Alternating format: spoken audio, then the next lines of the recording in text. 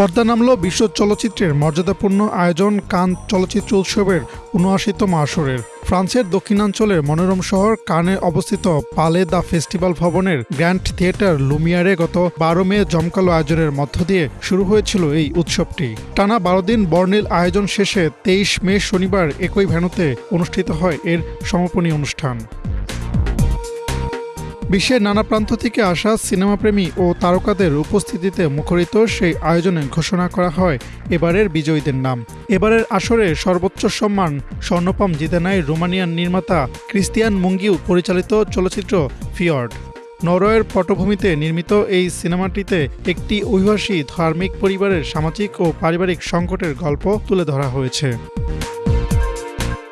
প্রদর্শনীর পর থেকে আন্তর্জাতিক সমালোচকদের প্রশংসা করতে শুরু করে ফিয়র্ড। বিচারকদের ভাষ্য অনুযায়ী সংযত নির্মাণশৈলী, বাস্তবধর্মী উপস্থাপন এবং আবেগঘন গল্প বলার দক্ষতার কারণেই চলচ্চিত্রটি সর্বোচ্চ সম্মানের স্বীকৃতি পেয়েছে।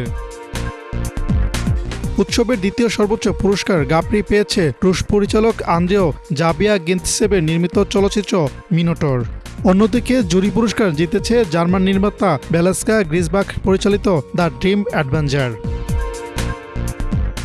সেরা পরিচালকের পুরস্কার যৌথভাবে পেয়েছেন পোল্যান্ডের পাভেল পাভলোকোভস্কি ও স্পেনের পরিচালক জুটি হ্যাভিয়ের কালভো ও হ্যাভিয়ের আম্ব্রোসি।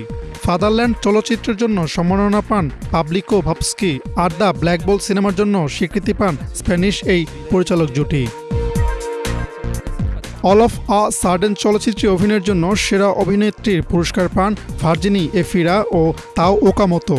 একইভাবে কাওয়ার চলচ্চিত্রে অভিনয়ের জন্য যৌথভাবে সেরা অভিনেতা পুরস্কার জিতেন ভ্যালেন্তিন ক্যাম্পান ও এমানুয়েল মাকিয়া। সমাপনী আয়োজনে আয়োজকরা জানান, এবারের উৎসবে ইউরোপীয় আর্ট হাউস সিনেমার শক্তিশালী উপস্থিতি ছিল চোখে পড়ার মতো। পাশাপাশি সামাজিক বাস্তবতা ভিত্তিক গল্প বলার প্রবণতাও বিশেষভাবে প্রাধান্য পেয়েছে। শক্তিশালী গল্প নির্ভর সিনেমার জয়গান এবং ইউরোপীয় চলচ্চিত্র ধারার ধারাবাহিক প্রভাব ছিল এবারের উৎসবে। ভূমধ্যসাগরের নীল জলরেখা ছুঁয়ে যখন সন্ধ্যার আলো ধীরে ধীরে নেমে আসে, তখন ফ্রান্সের ছোট্ট শহর কান যেন বদলে যায় এক স্বপ্নের নগরীতে। চারপাশে ঝলমলে আলো, লাল গালিচায় ক্যামেরার ঝলকানি, দূর থেকে ভেসে আসা করতালির শব্দ, সব মিলিয়ে নিজস্ব ছন্দেই শেষ হলো এবারের কান চলচ্চিত্র উৎসব। হাসনাত জুবায়ের, বিনোদন ডেস্ক, বাংলাভিশন।